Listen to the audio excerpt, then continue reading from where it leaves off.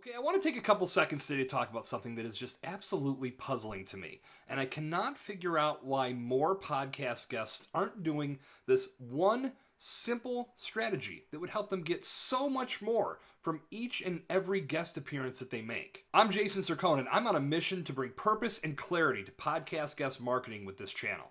If you're picking up what I'm putting down, then I encourage you to subscribe and click the bell so you are the first to know when new content goes live. Also, if you're a fan of today's video, please give it a big thumbs up so more great viewers like you can find it in YouTube's algorithm. So let me share this with you because I'm sure you've experienced this as well. It may be something that you haven't even thought about. So you're listening to a podcast, guest and host are providing great value, they're having an awesome conversation, going back and forth, tons of great information is being shared, and then when the podcast reaches its end, the host says to the guest, "Where can we connect with you to learn more about you and get more great information?"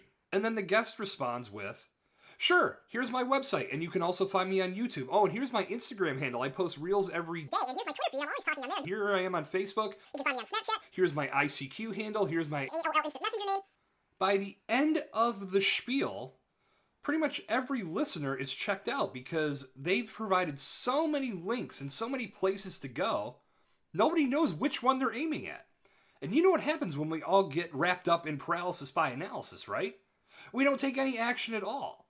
So I don't understand why more podcast guests aren't simplifying the entire process and taking control of where they send all of those great listeners that they just made an impact on. So here's a very simple tip for you to do instead, and I highly suggest you start doing this on your very next interview because it's going to simplify everything with your wrap-up, and it's going to give everybody that's listening a better opportunity of retaining the information they hear. So they follow your call to action, and they actually come over into your world once the podcast ends. When the host asks you, "Where can we learn more about you and connect with you?" all you need to say is, "Thank you very much for having me on the show. I can't wait to connect with everybody that's listening." All you need to do is go to yourwebsitename.com/the name of the podcast. That's it. For starters, you want to provide one destination for listeners to go to so they don't get hit with paralysis by analysis. Second of all, you want to drive them to your website because that's where the action's taking place and that's where you want the SEO benefits to benefit you. That's what it's all about.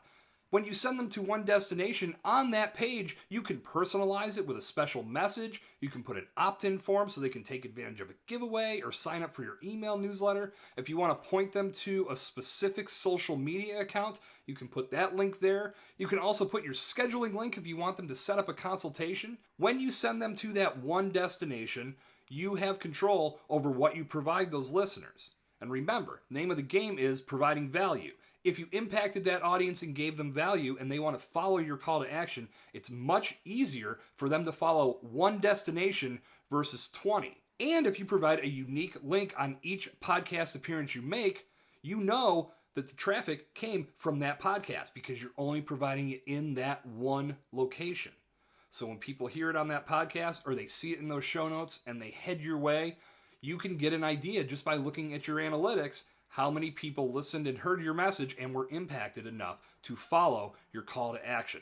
So if you're a podcast guest, stop rattling off 25 destinations for people to go to. You're pretty much setting yourself up for people to go to none of them, and it really convolutes your wrap-up. Instead, make it valuable, make it impactful, and make it quick, and make your wrap-up work for you. Have people head to your website and take advantage of whatever you want to give them. This is the much better way to fly. Start doing this now and you'll begin to see better results from each and every podcast interview you do. I am on a mission to bring purpose and clarity to podcast guest marketing and optimization with this channel. If you like today's video, I invite you to subscribe to this channel. Also, click that bell so you're the very first person to know when new videos go live each and every week. Also, give this video a big thumbs up so more great viewers can find it in YouTube's algorithm and feel the impact of positive podcast guest optimization. That's all I've got for you today, but before you leave, please take a second to check out this video where I'm explaining how to find podcast guest appearances that best fit your brand. Thanks a lot for stopping by, and I'll see you next time.